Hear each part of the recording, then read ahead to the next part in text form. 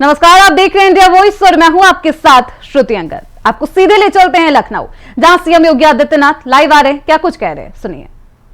उनका स्वयं का अपने घर का कार्य हो और वे वहां जम करके उन्होंने पूरी मजबूती के साथ उन प्रत्याशियों को विजयी बनाने के लिए अपनी पूरी ताकत लगाई और परिणाम जब एक साथ मिलकर के जब सामूहिक प्रयास होता है तो परिणाम की सुखद अनुभूति ऐसे ही होती है जैसे 2024 के उपचुनाव ने हम सबके सामने कराया है। बहनों और भाइयों, कहने की आवश्यकता नहीं कि जिन लोगों को आजमगढ़ और रामपुर कठिन लगता था, इसी सरकार ने आजमगढ़ और रामपुर को भी आसान करके वहां पर भारतीय जनता पार्टी का झंडा गाड़ने का काम किया। जिन्हें कुंदरकी और कटहरी की चुनौती लगती थी, वहां पर भी भारतीय जनता पार्टी का झंडा फिर से गड़ा है।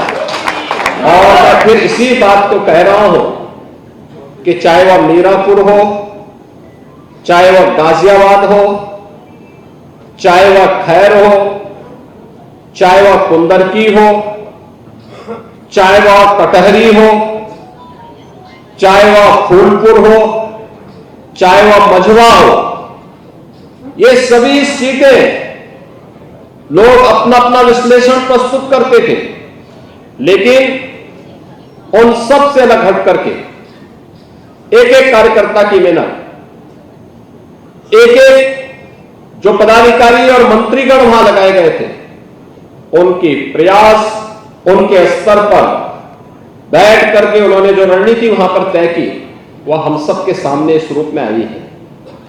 और मैं जब हमारे साथ नए विधायक एनडीए को यहां प्राप्त हुए हैं, उन सबसे भी यही कहूंगा, जनता की अपेक्षा और बेहतर तालमेल बना करके जब वह चलेंगे तो मान के चलिए कि यह उपचुनाव 2027 के उत्तर प्रदेश विधानसभा चुनाव की शुरुआत है, जिसमें भारतीय जनता पार्टी एनडीए ने बढ़त प्राप्त करके पहले ही विपक्ष के मन में भय पैदा कर दिया है। अब वो सफाई देते रहेंगे, उनको सफाई देते रहना है, आरोप प्रत्यारोप लगाते रहेंगे, हमें उसकी परवाह के बगैर आगे बढ़ना है, आगे की इस लड़ाई को मजबूती के साथ आगे बढ़ाना है। और इस अवसर पर मैं अपने ये सातों के सातों नवनिर्वाचित विधायकों को, जिन्हें पार्टी ने एनडीए में मौका दिया, श्रीमती मिथिलेश पाल जी को राष्ट्रीय लोकदल जो हमारा सहयोगी है, उन्होंने प्रत्याशी बनाकर के उतारा। राष्ट्रीय लोकदल और भारतीय जनता पार्टी के कार्यकर्ताओं ने सामूहिक रूप से लग करके उन्हें विजयी बनाने में अपना योगदान दिया। परिणाम हमारे सामने है, विपक्ष धराशायी होता हुआ दिखाई दिया। श्री अनिल कुमार के नेतृत्व में जो मंत्री और जो पदाधिकारी वहां लगे थे, पूरी मजबूती के साथ वहां पर कार्य कर रहे थे। परिणाम हमारे सामने, विपक्ष दूर दूर तक नजर नहीं आ रहा था। ऐसे ही गाजियाबाद में हमारे वहां महानगर के ही अध्यक्ष वहां पर प्रत्याशी और चुनाव कितना साइलेंटली हो रहा था, वह बताता था कि इसका यहां का परिणाम बताएगा कि हम विजयी होंगे, और परिणाम हमारे पक्ष में। कुंदरकी के बारे में तमाम आशंकाएं थी। तो लखनऊ से आप सीएम योगी आदित्यनाथ को सुन रहे थे। खबरों बढ़ते आगे, झारखंड मुक्ति मोर्चा के कार्यकारी अध्यक्ष हेमंत सोरेन ने चौथी बार राज्य के मुख्यमंत्री पद की शपथ ले ली है। राज्यपाल संतोष कुमार गंगवार ने उन्हें पद और गोपनीयता की शपथ दिलाई है। वहीं शपथ समारोह में इंडिया गठबंधन के दिग्गज नेता शामिल हुए। शपथ ग्रहण के बाद हेमंत सोरेन ने सचिवालय पहुंचकर पहली हेमंत कैबिनेट की बैठक की, जिसमें 8 फैसलों पर भी मुहर लगाई गई है, जिसमें सबसे अहम फैसला मैया सम्मान योजना के लाभान्वितों को 2500 रुपए हर महीने देने का फैसला लिया गया है। केंद्र सरकार पर राज्य सरकार की बकाया राशि 1,36,000 करोड़ रुपए की वसूली के लिए विधिक कार्रवाई शुरू की जाएगी। और वहीं राज्य की आय में बढ़ोतरी के लिए नए स्रोत, खनन क्षेत्र में लागू पुराने करों में बढ़ोतरी जैसे कई फैसले लिए गए।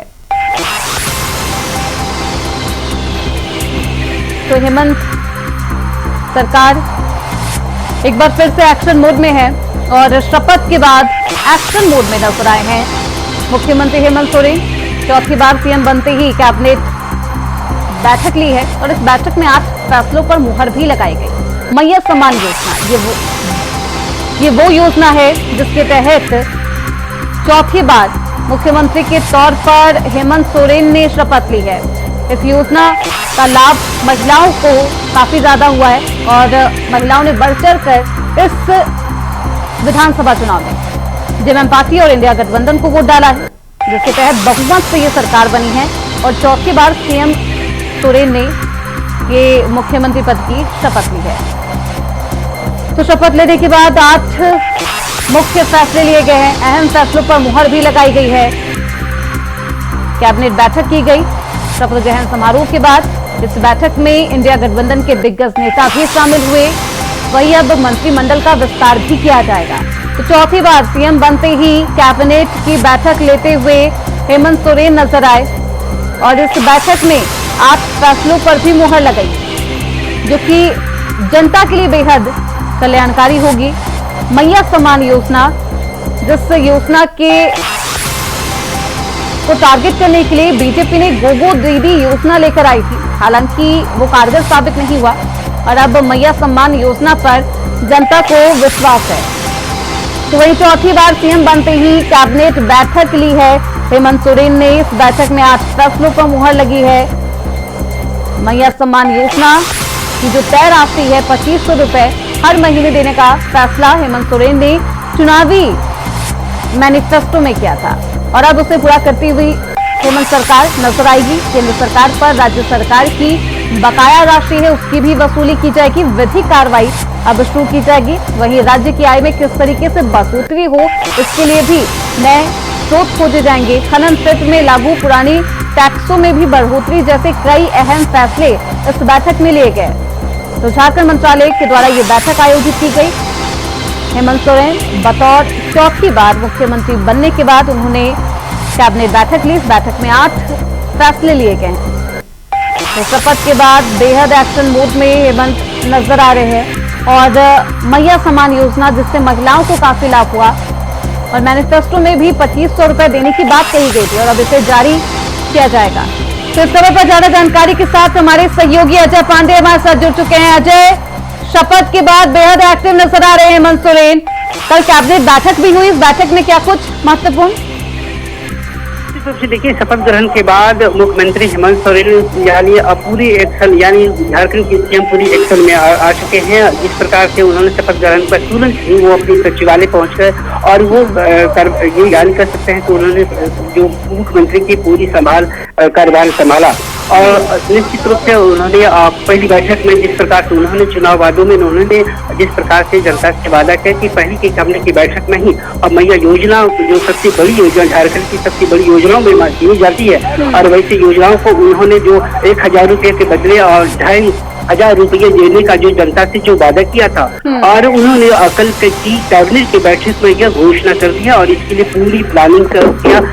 तमाम रेवेन्यू सेक्रेटरी के साथ तमाम उच्च अधिकारियों के साथ बैठक की और बैठकों के बाद जो पूरी तरीके से बीच से लेकर के तमाम उन फाइनेंशियल चीजों को बड़ी बारीकी से आय स्रोतों को तैयार करने का, इसके अलावा राज्य में जितने भी बकाये कर हैं या केंद्र सरकार के पास बकाया हो या फिर राज्य सरकार के अन्य किसी मद में निधि में बकाया हम उन तमाम बकायों को वापस ही लाने के लिए एक जारी कर सकते हैं कि विभाग और एक कमेटी गठन करने का भी निर्देश दिया है। तो निश्चित रूप से देखिए, अब उनको चौथी बार उन्होंने मुख्यमंत्री ने राज्य का कमान संभाला अपने हाथों में लिया है और इस बार जो जिस प्रकार से राज्य की जनता ने उन्हें प्रचंड बहुमत दी है और वैसे में उन्होंने जिस प्रकार जो भी अपने उन्होंने जनता से वादा किया था चुनाव के वादों में और वो 100% उतारने के लिए वो प्रतिबद्ध हैं।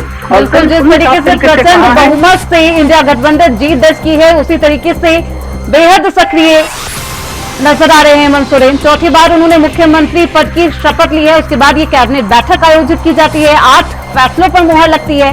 दिलचस्प ये है कि इस बैठक में इंडिया गठबंधन के नेता भी शामिल थे। कौन कौन इस बैठक में शामिल था, अजय? जी, निश्चित रूप से इस बैठक में जितने भी विधायक थे, उन तो विधायकों में से जो कांग्रेस और झारखंड मुक्ति मोर्चा आरजेडी के तमाम विधायक भी मौजूद रहे और उस कैबिनेट की बैठक में एक प्रोटेम स्पीकर बनाए गए, जो हाल फिलहाल में इस कैबिनेट में विधानसभा सत्र बुलाने की भी कैबिनेट के फैसला ली, जो राज्य में 9 तारीख यानी 9 दिसंबर से लेकर के 12 दिसंबर तक विधानसभा सत्र आयोजित किए गए, जिसमें कई ऐसे बड़े फैसले विधानसभा में सत्र में लिए गए। सबसे पहली बात ये मैं बता दूं कि वो जो 9 तारीख को जो यानी जो सत्र बुलाए जाएंगे और सरकार सबसे पहले वो अपनी फ्लोर तय करेगी और फिर पूरी बहुमत के साथ वो राज्यपाल को सौंपेंगे। उसके बाद मंत्रिमंडलों का भी गठन होगा। तो निश्चित रूप से जिस प्रकार से सरकार ने भी सबसे सही तरीके से जो कहा था कि हम कैबिनेट की बैठक के बाद सदन में पहली बार बैठक करने के बाद रोजगार को लेकर के जो वादा किया था जनता से, उन तमाम सारी पहली बैठक और पहली सदन की बैठक में जितने भी बड़े निर्णय हैं वो निर्णय लेने के लिए सरकार प्रतिबद्ध है और इसके लिए तैयार भी है। बिल्कुल, पहली कैबिनेट बैठक में उन वादों को पूरा करने की कोशिश की जा रही है हेमंत सोरेन सरकार के द्वारा, क्योंकि अब मंत्रिमंडल का विस्तार भी होना है। अजय, मंत्रिमंडल का फॉर्मूला तय हो चुका है और ऐसे में देखना बेहद दिलचस्प होगा अजय कि किसको मंत्रिमंडल में जगह मिलती है और कितने मंत्री, खासतौर पर डिप्टी सीएम किसे बनाया जाता है।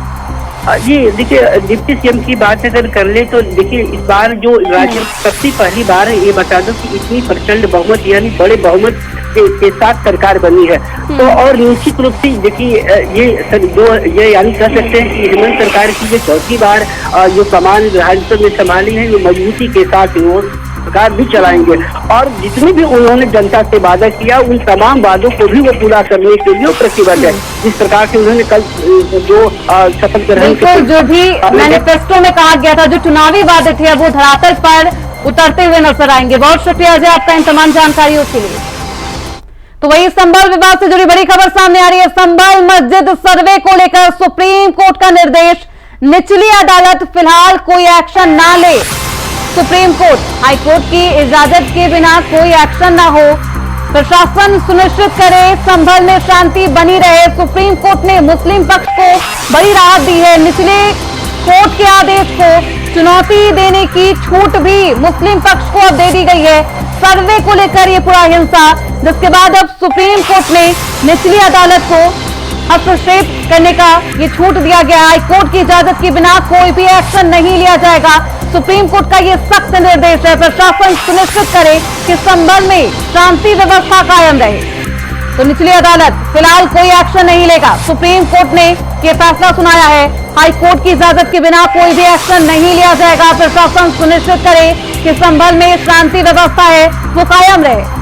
साथ ही साथ सुप्रीम कोर्ट ने मुस्लिम पक्ष को राहत दी है। निचली कोर्ट के आदेश को चुनौती देने की छूट मुस्लिम पक्ष को मिल गई है। सर्वे को लेकर मुस्लिम समुदाय में बेहद नाराजगी है और ऐसे में अब मुस्लिम पक्ष निचली कोर्ट के आदेश को चुनौती देने के लिए हाई कोर्ट जा सकता है। सुप्रीम कोर्ट ने यह निर्देश जारी किया है। संभल मस्जिद सर्वे को लेकर सुप्रीम कोर्ट का ये निर्देश जारी हुआ है और अभी भी संभल हिंसा को लेकर पुलिस प्रशासन हाई अलर्ट पर है। तो हाई कोर्ट की इजाजत के बिना कोई भी एक्शन नहीं लिया जाएगा। सुप्रीम कोर्ट का यह सख्त निर्देश है। प्रशासन लगातार शांति व्यवस्था कायम रखे, इसको लेकर भी निर्देश दिया गया है। इस खबर पर ज्यादा जानकारी के साथ हमारे सहयोगी मोहम्मद आसिफ लखनऊ से हमारे साथ जुड़ चुके हैं। आसिफ, सुप्रीम कोर्ट का ये निर्देश अब मुस्लिम पक्ष को लेकर एक खुशखबरी भी है और राहत की बताई जा रही है।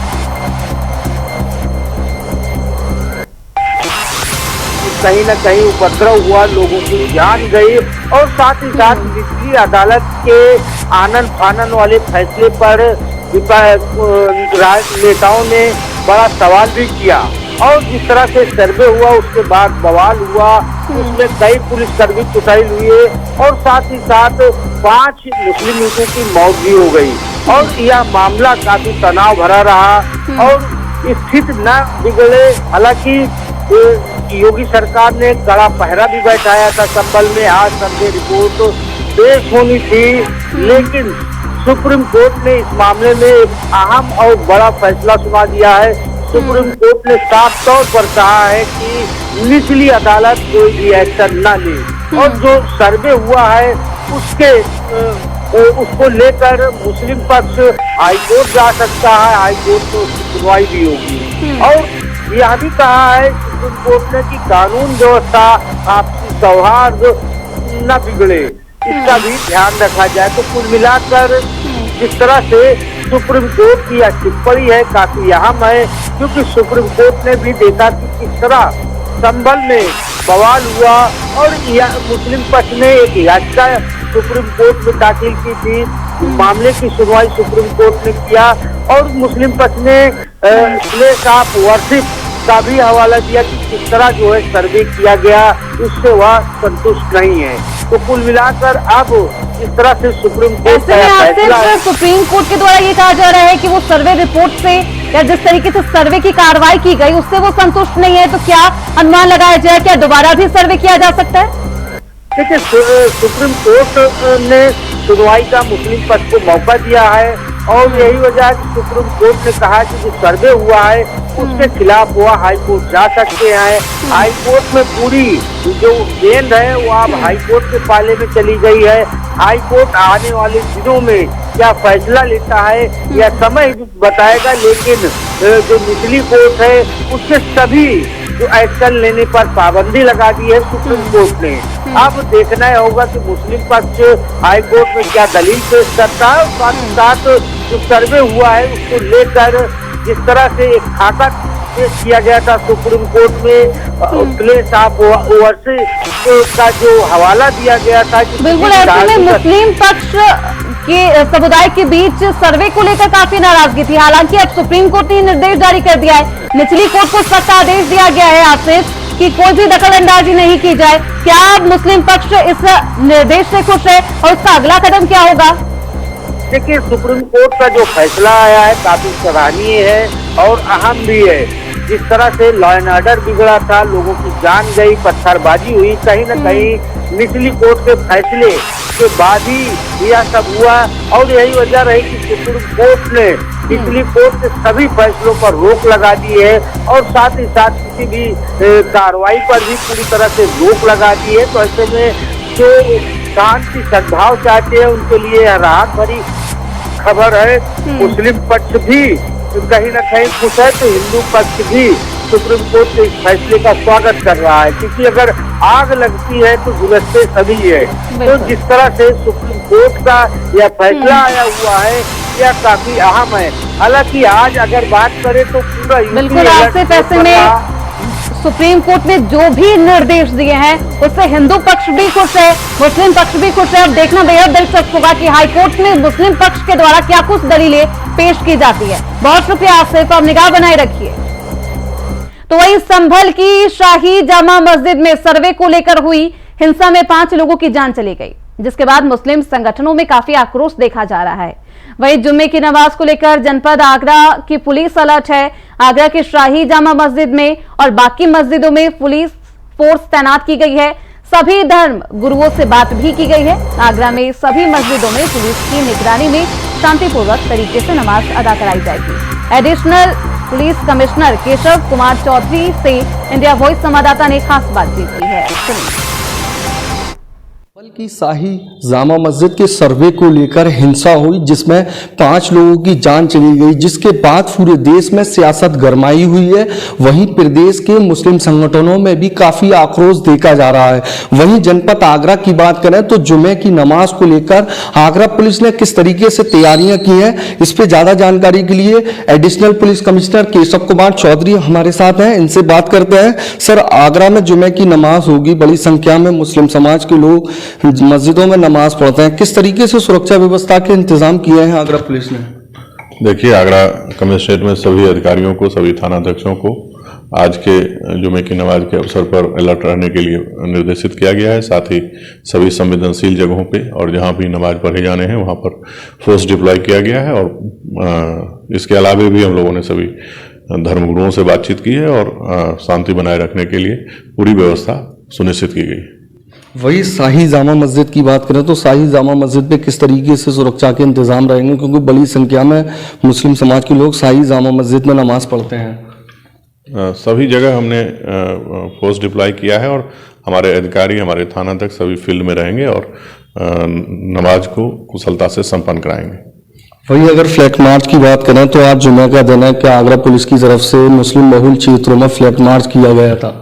जी बिल्कुल, फ्लैग मार्च किया गया था और आज भी सभी फोर्स हमारी फील्ड में ही मौजूद रहेगी और शांति सुनिश्चित करेगी। देखिए, ये हमारे साथ additional police commissioner Agra Keshav Kumar Chaudhary थे। इनका साफ तौर से कहना है जुमे की नमाज को लेकर आगरा में कमिश्नरेट आगरा पुलिस पूरी तरीके से अलर्ट है। वहीं जो शाही जामा मस्जिद है और अदर मस्जिदें हैं वहां पर पुलिस पेट्रोलिंग कर रही है। अब वहीं आपको बता दें, लगातार कमिश्नरेट लागू होने के बाद पुलिस एक्टिव है। अपने सहयोगी उमर के साथ जीशान अहमद, इंडिया वॉइस, आगरा। वहीं श्री कृष्ण जन्मभूमि व शाही ईदगाह का मामला, सुप्रीम कोर्ट ने मामले को लेकर आदेश दिया है। 9 दिसंबर को होगी अगली सुनवाई। सुप्रीम कोर्ट में मामले लगे होने के कारण सुनवाई की जो तारीख है वो आगे बढ़ा दी गई है। 9 दिसंबर को 2 बजे सुनवाई होगी। तो श्री कृष्ण जन्मभूमि और शाही ईदगाह का ये पूरा मामला है। एक बार फिर से तारीख सुनवाई को टाल दिया गया है और 9 दिसंबर को 2 बजे अब अगली सुनवाई होगी। तो 9 दिसंबर को अगली सुनवाई होनी है श्री कृष्ण शाही ईदगाह मामले पर। श्री कृष्ण जन्मभूमि बनाम शाही मस्जिद ईदगाह प्रकरण में माननीय सर्वोच्च न्यायालय नई दिल्ली में आज सुनवाई सूचीबद्ध किया गया था। माननीय न्यायालय के व्यस्त के चलते माननीय न्यायालय ने 9 दिसंबर में 2 बजे के लिए इसको सूचीबद्ध करके सुनने के लिए आदेश जारी कर दिया है। अब 9 दिसंबर को 2 बजे पूरी तरह से इस तीनों की जो मुस्लिम पक्ष की याचिका है उस पर सुनवाई होगी और हमें पूरा उम्मीद है कि श्री कृष्ण जन्मभूमि, भगवान श्री कृष्ण का जन्म है इस पर है और इस पे हमें विजयी मिलेगी। इस प्रकार के माता शाकुंभरी पीठाधीश आशुतोष पांडे, अध्यक्ष श्री कृष्ण जन्मभूमि मुक्ति निर्माण ट्रस्ट, मथुरा। फिलहाल इसी के साथ इस बुलेटिन में बस इतना ही। देखते रहिए इंडिया वॉइस।